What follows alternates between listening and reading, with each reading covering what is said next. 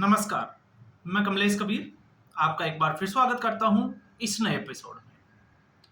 आज के इस एपिसोड में हम बात करेंगे जब दिल टूट ही गया।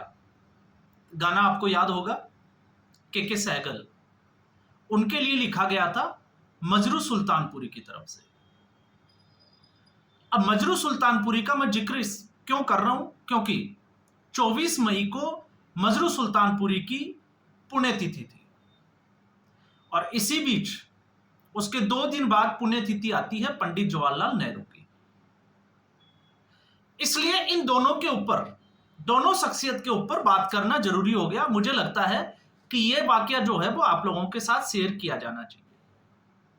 और इसकी जरूरत क्यों है? इसकी जरूरत इसलिए भी है क्योंकि इस वक्त एक ग्रुप, जिसको हम कहें कि जो 2014 से पहले अपने ऑफिस में बैठकर मंत्री तक फाइनल कर देते थे, बिचौलियों का काम करते थे, प्रधानमंत्री के जहाज से विदेशों में यात्राएं करते थे और सरकारी पैसों पर मौज मस्ती करते थे, उनकी दुकानें नरेंद्र मोदी ने बंद कर दी। तो उन्होंने, जब उनकी दुकान, ये वाली दुकानें बंद हो गई, तो उन्होंने एक एजेंडा चलाना शुरू किया मोदी विरोध का।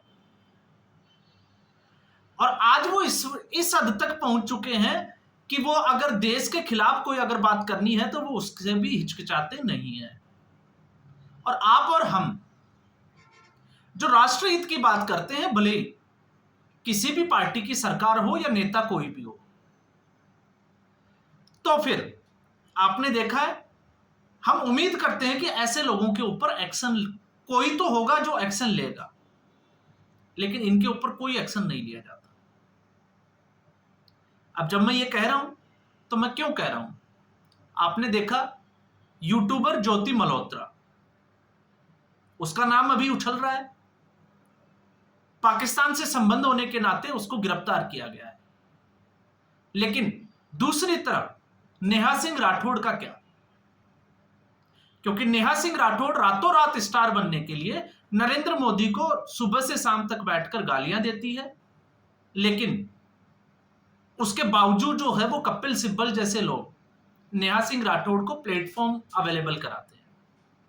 तो आप सोच के देखिए कि आखिर भारत में चल क्या रहा है। और फिर रवीश कुमार, अजीत अंजुम, आपने देखा है जिस तरीके से वो जिस टाइटल के साथ वीडियो बनाते हैं कि आओ हमें भी गिरफ्तार कर लो। तो मुझे लगता है कि इन लोगों को, जो नरेंद्र मोदी को तानाशाह समझते हैं और नरेंद्र मोदी की छवि खराब करने के लिए काम करते हैं, उनको एक बार पश्चिमी बंगाल में वहां जाकर ममता बनर्जी के खिलाफ जो है वो एक वीडियो जरूर बनाना चाहिए। और इसलिए बनाना चाहिए क्योंकि मुर्शिदाबाद जो हिंसा है, अब उसकी रिपोर्ट आ चुकी है, कोर्ट में वो पेश हो चुकी है कि वहां पर क्या हुआ था।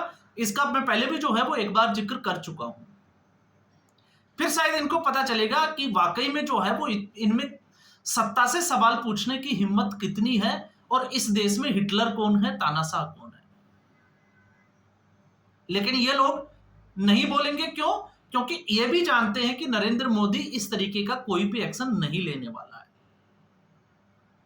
क्योंकि देश ने एक बड़ा आंदोलन देखा, लेकिन नरेंद्र मोदी ने उसको कुचलने की कोशिश नहीं की। जहां पर नारे लगाए जाते थे, हाय मोदी मर जा मोदी, लेकिन इसके बावजूद उनका कुछ भी नहीं हुआ। दिन रात मोदी जो है वो चोर है, तमाम तरीके के जो है वो आरोप लगाए जाते हैं।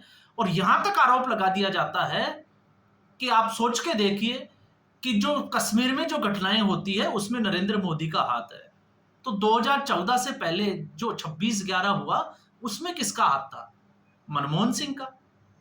क्योंकि इनके हिसाब से जो इस तरीके का एजेंडा चलाते हैं, तो फिर इनसे पूछना चाहिए कि उसमें किसका हाथ था।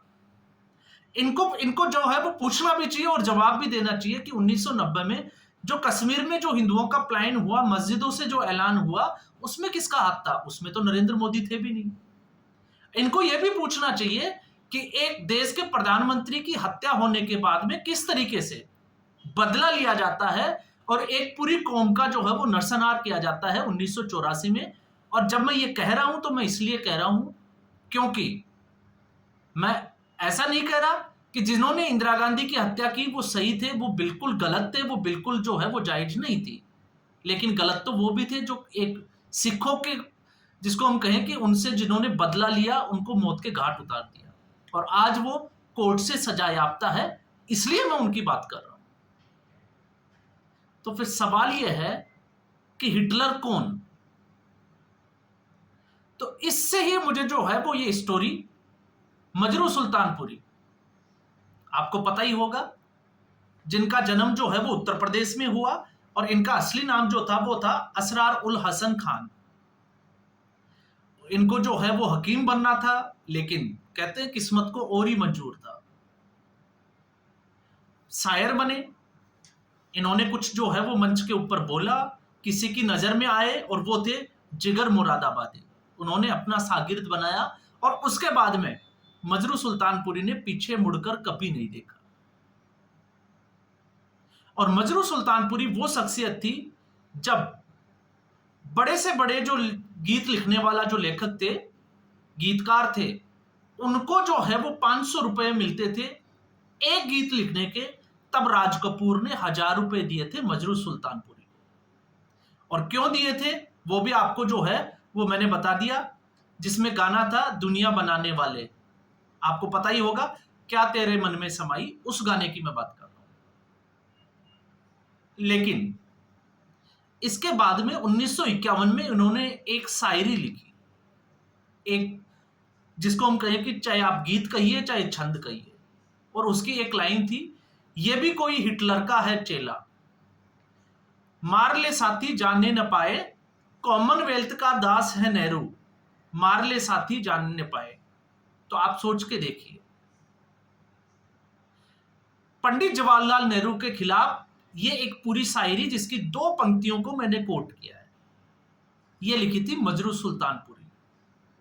और मजरू सुल्तानपुरी जो अपने आप में एक बड़ा नाम, उसके खिलाफ सरकार को यह नागवारा गुजरा और उसके खिलाफ जो है वो शिकायत दर्ज की गई, एफआईआर दर्ज की गई, और उसके बाद मजरू सुल्तानपुरी भूमिगत हो गए।